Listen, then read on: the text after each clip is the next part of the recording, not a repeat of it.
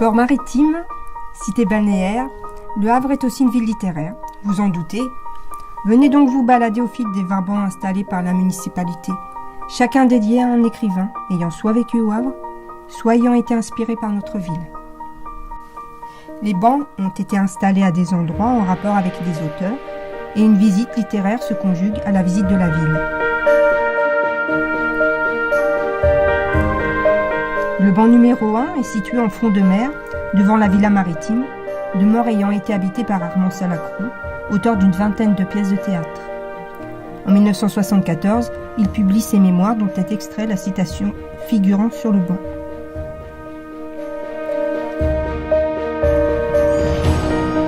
À quelques mètres, le banc numéro 2 est dédié à Gustave Flaubert, auteur rouennais, et dont l'œuvre satirique Bouvard et Pécuchet comporte une scène assez courte se déroulant au Havre. Les héros veulent aller au pied de la falaise, mais c'est dangereux. Ils préfèrent plutôt visiter Fécamp. Consacré à un auteur contemporain, Benoît Dutertre, le banc numéro 3, est situé porte Océane. Dans l'été 76, l'auteur se rappelle son adolescence, période durant laquelle il découvrit les beautés architecturales des quartiers reconstruits. Durant 6 ans, Jean-Paul Sartre enseigna la philosophie au Havre, c'est pourquoi le banc numéro 4, dans le square Saint-Roch, lui est consacré. Dans La Nausée, son premier roman qu'il écrivit au Havre, la ville de Bouville ressemble à la cité Océane. Revenons vers le front de mer pour le banc numéro 5, avec Guy de Maupassant et son roman Pierre et Jean. Les deux héros regardent un paquebot arriver vers la jetée du Havre, celle-ci étant assimilée à une bouche avalant les navires. À côté de la capitainerie, c'est au roman Mort à crédit, en partie rédigé au Havre et écrit par Louis-Ferdinand Céline à l'hôtel Frascati dans les années 30, qu'est destiné le banc numéro 6. D'autres ouvrages de l'écrivain font référence au port normand.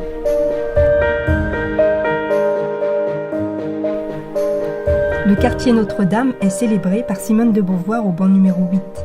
Elle retrouvait Jean-Paul Sartre au Havre, qui leur paraissait plus gai que rond. L'écrivain Raymond Queneau, havrais, mentionne aussi ce quartier dans Un rue d'hiver. Un quartier de plaisir, à l'époque fréquenté par les matelots, et qui a peut-être inspiré le peintre Toulouse-Lautrec pour son tableau Anglaise du Star au Havre. Le banc numéro 9, rue de Paris, n'est pas dédié à un écrivain, mais à plusieurs. Guy de Maupassant dans Pierre et Jean, Louis-Ferdinand Céline dans Voyou Paul, Brave Virginie, Georges Simenon dans Le Bilan Malétrasse, mais aussi Stendhal et Gérard de Nerval. La rue de Paris est le décor du film 38 témoins de Lucas Bellevaux.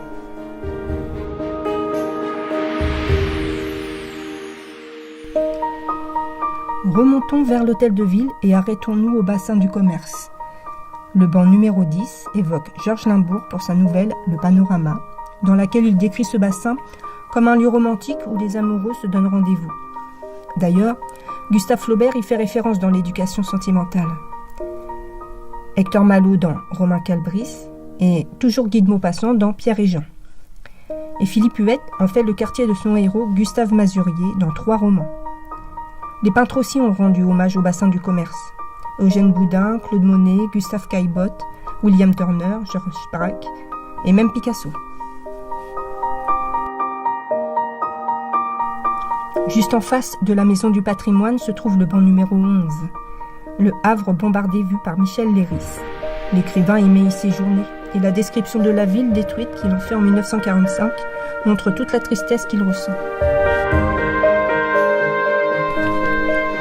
En arrivant au jardin de l'hôtel de ville, c'est la reconstruction que célèbre le banc numéro 12. Pascal Quignard, qui a vécu au Havre de 1950 à 1958, estime même que le fait de voir une ville neuve poussant sur une cité anéantie a influencé ce qu'il écrit. Les 7 volumes de Mon dernier royaume, c'est une immense reconstruction fragile sur des ruines. Raymond Queneau, le local de cette promenade littéraire, a un banc pour lui tout seul. Le numéro 13, où Casimir Perrier fait référence à une bouquinerie dans laquelle se déroulent plusieurs scènes dans Un rue d'hiver.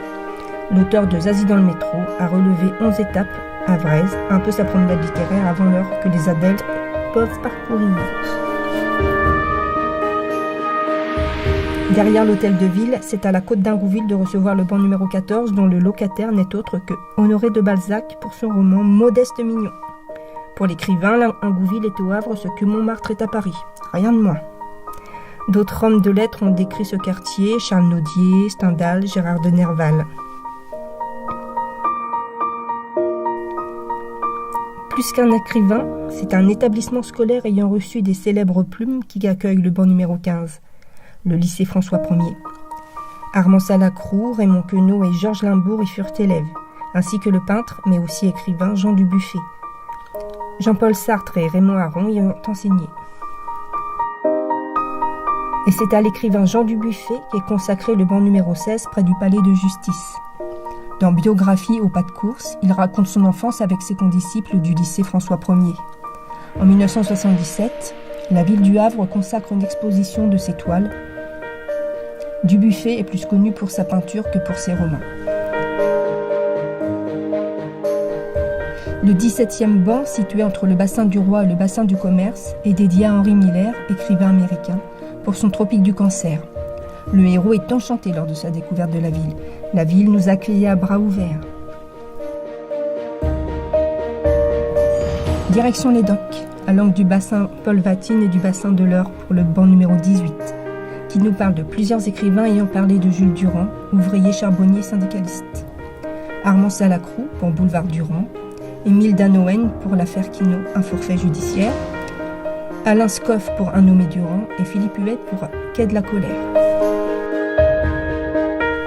Émile Zola, dans La bête humaine, situe une partie de l'action dans la gare du Havre. C'est donc ici qu'est le 19e banc. Blaise Cendrars s'en parle aussi dans Le rapide de 9h40.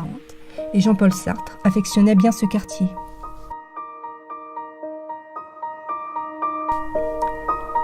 Le dernier banc de cette promenade littéraire est dédié à Mélisse de Kerangal pour son dernier roman Réparer les vivants.